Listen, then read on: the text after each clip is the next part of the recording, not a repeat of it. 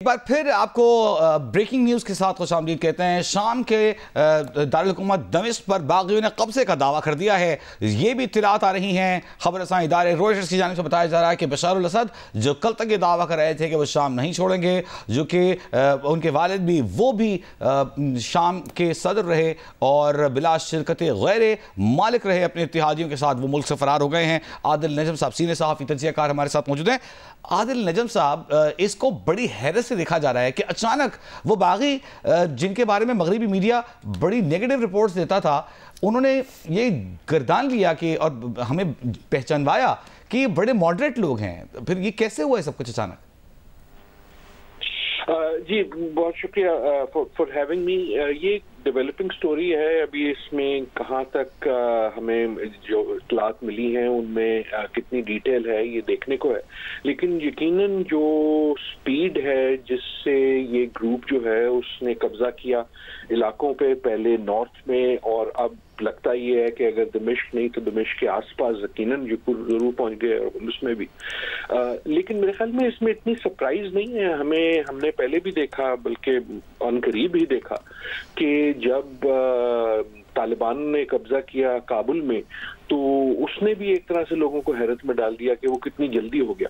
तो जब जो बड़ी ताकतें होती हैं उनका डिसइंटरेस्ट हो जाए और एक इलाके में और उनको डिस्ट्रैक्शंस हो जाएं दूसरी तरफ, तो यकीनन एक मौका मिल जाता है दूसरी फोर्सेस को कि वो सरप्राइज कर दें उस चीज पे जो शायद सरप्राइजिंग ना हो। अच्छा आदिल नजम साहब, ये कहिएगा कि अचानक से बागियों की जानिब से ये ऐलान करना, ये बताना कि वो दमिश्क में दाखिल हो गए हैं, जबकि गुज़श्ता रोज़ हुकूमत ने भी सदर बशार अल असद के दमिश्क छोड़ने की इत्तलात की तरदीद की थी और अब ये कहा जा रहा है कि वो तैयारे पर फरार हो गए हैं।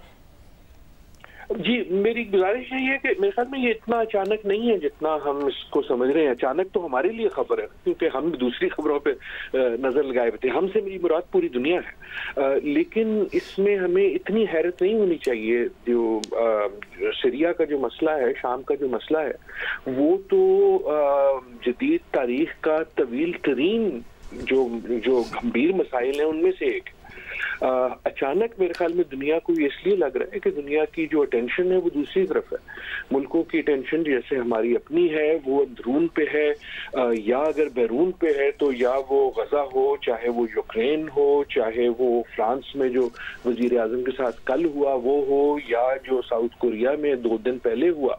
तो गुजारिश है कि ये चीजें जो हमें अचानक लगती हैं शायद इतनी अचानक होती नहीं है। हादसा कभी एकदम नहीं होता और दुनिया इस वक्त इस मोड़ पे है कि ऐसी बहुत सी जगहें हैं जहां इस वक्त एक उबाल है और उनमें से एक जगह जो है वो आज हमें वो उबाल नजर आ गया दमिश्क में, सीरिया के दूसरे इलाकों में। मुझे इस तरह इस सवाल को आपके सामने रखने दें कि क्या तब्दील हुआ इसराइल हमास जंग के बाद कि वो जो हार्ड लाइनर्स थे शाम में, जिनके बारे में कहा जाता था कि कीमियाई हथियारों पर कब्जा कर लेंगे, कीमियाई हथियार चला देंगे, आज मगरबी मीडिया ख़ास तौर पर इसराइल को सपोर्ट करने वाले मीडिया उन्हें मॉडरेट हार्ड लाइनर्स और रेबल्स कहकर पुकार रहा है। उनकी हमदर्दियाँ मगरबी मीडिया की उन हार्ड लाइनर्स को हासिल है।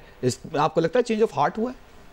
नहीं, मेरे ख्याल में चेंज ऑफ हार्ट्स भी नहीं है और हमदर्दी भी नहीं है। अगर हमें कोई रिएक्शन नजर आ रहा है, चाहे वो मगरबी मीडिया में हो, चाहे वो इजराइल में हो, चाहे वो सीरिया के अंदर हो, तो उसका ताल्लुक जो है वो बशार अल असद के गिरने से है। वो तहरीरुल शाम की कामयाबी से नहीं है। कहने का मकसद ये है कि I think what is being celebrated is के असद जो है उनकी फॉल को सेलिब्रेट किया जा रहा है और क्योंकि वो जिनके हाथों आई है तहरीर शाम, तो इस वक्त लगता ये है कि वो उनको बड़ी सपोर्ट है, लेकिन ऐसा मेरे ख्याल में है नहीं। कम से कम अगर हम इस ग्रुप की जो तारीख देखेंगे, ये एक ऐसा ग्रुप है जो अलकायदा से का एक स्प्लिंटर ग्रुप हुआ और निकला। अभी बहुत सी चीजें जो हैं वो सामने आएंगी जिसकी हमें इत्तला नहीं है या डिटेल्स नहीं है, लेकिन जहां तक जो हम उसका रिएक्शन देख रहे हैं, आई थिंक उस रिएक्शन का ताल्लुक जो है वो असद से है। जो आपका बड़ा अहम सवाल है कि ये क्यों हुआ, कैसे हुआ, मेरे ख्याल में ये डिस्ट्रैक्शन से हुआ। कि आप देखें ना, एक तो ये है कि असद के जो हामी आप समझ लें या सपोर्टर्स थे, वो तमाम एक तरह से डिस्ट्रैक्ट हो गए। उनकी सपोर्ट जो थी वो एक तरह से ईरान से थी। ईरान पे हमने देखा कि दर बदर हमने कई किस्म के हमले भी देखे इजराइल से, अंदरूनी सियासत में भी हमने बहुत से मसाइल देखे। उनकी जो सपोर्ट थी वो रशिया से थी। रशिया उलझा हुआ है यूक्रेन की जंग में। उनकी जो सपोर्ट थी वो हिजबुल्लाह से थी लबनान में, और लबनान में जो इस वक्त इजराइल की कार्रवाई है और जंग है वो उसने हिजबुल्लाह को डिस्ट्रैक्ट भी किया हुआ है और कदरे कमजोर भी किया हुआ है। तो एक तरह से ये जो कहानी है वो रेबल्स की कहानी नहीं है, वो असद की कहानी।